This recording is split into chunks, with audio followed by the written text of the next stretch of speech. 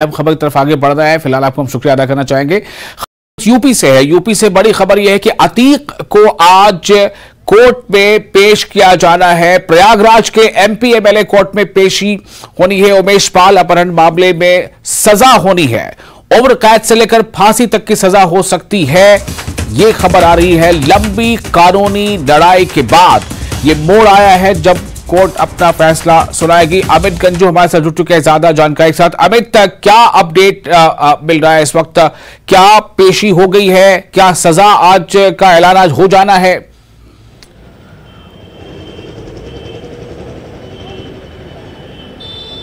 आपको बताना चाहूंगा कि कई चीजें क्लियर करना चाहूंगा। अगर बात की जाए अतीक, अशरफ और उनके साथ जो टोटल 11 लोग जो नामजद थे इस पूरे मामले में, इनको आज पर्सनल अपीयरेंस होनी थी, जिसको लेकर अतीक, अशरफ और जवान इस वक्त नैनी जेल में मौजूद है। मैं अपने कैमरामैन से कहूंगा ये दृश्य दिखाने की कोशिश करें। यही वो जेल है जहां कड़ी सुरक्षा के घेरे में उसे रखा गया है।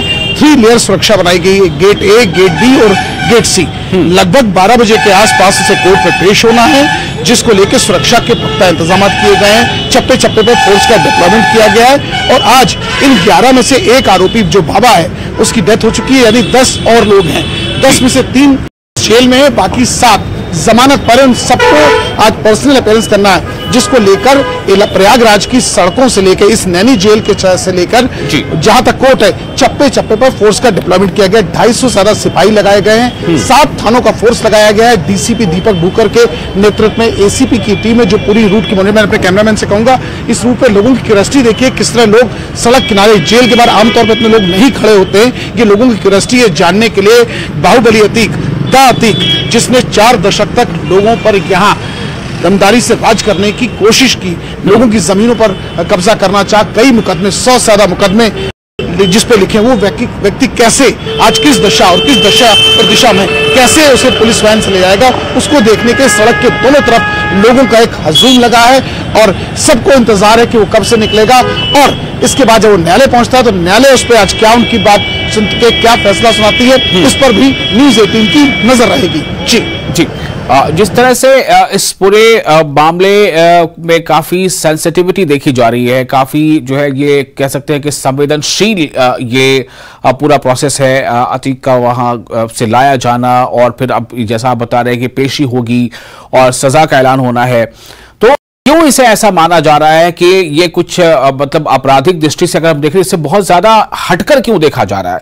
कोई अपराधी अगर वो अपराध करता है तो उसको ऐसे ही दिनों का सामना करना पड़ सकता है कोर्ट में। अगर वो उसका अपराध जो है वो साबित हो जाता है तो उसे सजा सुननी पड़ती है। लेकिन अगर इस मामले में हम देखें, अतीक के मामले में, तो एक बिल्कुल इंडिविजुअल केस ऐसा जो दिख रहा है। आपने बताया कि अभी लोग सड़कों किनारे खड़े हैं, आखिर ऐसा क्यों है?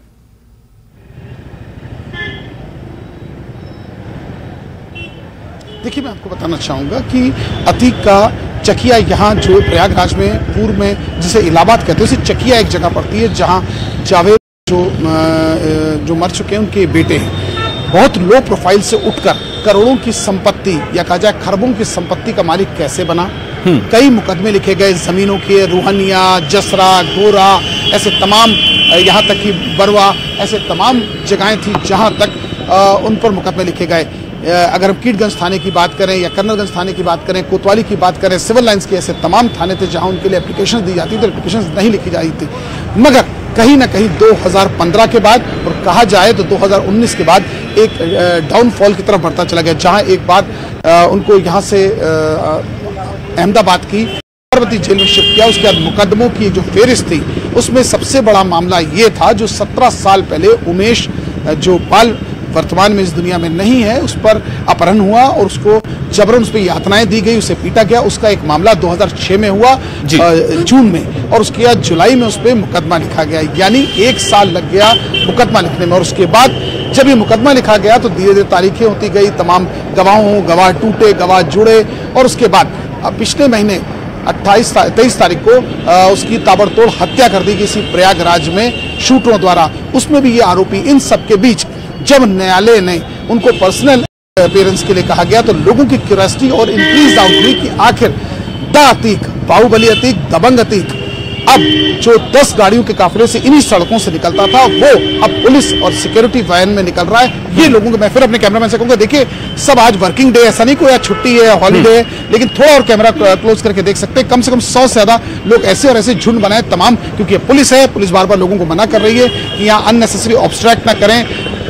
पुलिस की वजह से लोग इस तरफ नहीं एंटर कर पा रहे हैं और देखा जा सकता है आमतौर पर कैदी आता है, उसे यहाँ वैन से लाया जाता है और न्यायालय पेश किया जाता है। हालांकि एक गाड़ी रहती है, मैक्सिमम 2 गाड़ियां, लेकिन इसके केस में 5 थाने का साथ रहेगा, 200 ज्यादा सिपाही रहेंगे, इसके अलावा डीसीपी, एसीपी और तमाम फ्लीट की गाड़ियां साथ रहेंगी, ट्रैफिक के कांस्टेबल लगाए गए, यानी कि उसको ले जाने के लिए, क्योंकि हाई प्रोफाइल सा ये व्यक्ति है, क्योंकि कहीं ना कहीं इसने जो दबंगई के दम पर धन अर्जित किया करोड़, जबकि हालांकि सरकार, योगी सरकार आने के बाद उसकी तमाम संपत्तियां जब्त हुई, उनके तमाम गुर्गों को या तो सलाखों के पीछे भेजा गया, या वो प्रयागराज या उत्तर प्रदेश से इस टाइम कैंप चल रहे हैं।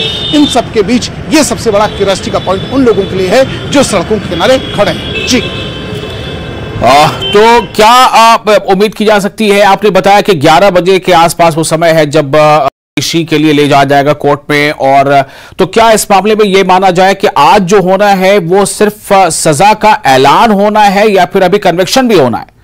ये थोड़ा विस्तार से बता दें। आप देख सकते हैं जी, देखिए अज़म, ये आप देख सकते हैं, ये देखिए ये वैन आ चुकी है, यही वो वैन है सुरक्षा की जिसमें पुलिस वैन में इनको ले जाया जाएगा, क्योंकि 3 अलग अलग लोग हैं, 3 वैन्स मंगाई गई हैं जी। एक में अशरफ, एक में अतीक और एक में जमाल, यानी 3 अलग अलग वैन्स आ चुकी हैं। ये सबसे बड़ी ब्रेकिंग न्यूज 18 आपके माध्यम से करोड़ों दर्शकों को बताया जा रहा है। आप सवाल पूछे, क्योंकि वैन का इतना हुटर था, शायद मैं आपको सुन नहीं पाया। मैं सिर्फ ये कह रहा था कि क्या इस मामले में कन्विक्शन पहले हो चुका, आज सजा का ऐलान होना है, और कितने समय में लगभग ये पेशी हो सकती है?